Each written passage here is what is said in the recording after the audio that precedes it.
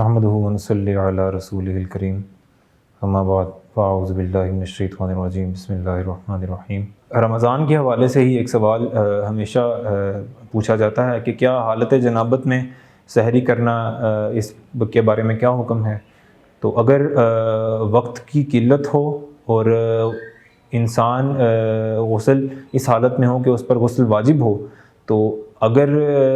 وہ غسل کرنے جائے اور سحری کا وقت گزر جائے تو اسے چاہیے کہ پہلے سحری کر لے، اس کے بعد غسل کرے، کیونکہ نماز پڑھنے کے لیے اس کو غسل کرنا تو لازم ہے۔ لیکن اگر اس قدر وقت ہے اس کے پاس کہ وہ سحری کرنے سے پہلے اگر وضو کر لیا جائے اور پھر سحری کر لی جائے تو یہ عمل بھی افضل ہے۔ لیکن اگر اس کے پاس وضو کرنے کا وقت بھی نہیں ہے تو کم از کم ہاتھ دھوئے، منہ دھوئے اور پھر سحری کرے، اور اس کے بعد طلوع آفتاب سے پہلے اس کو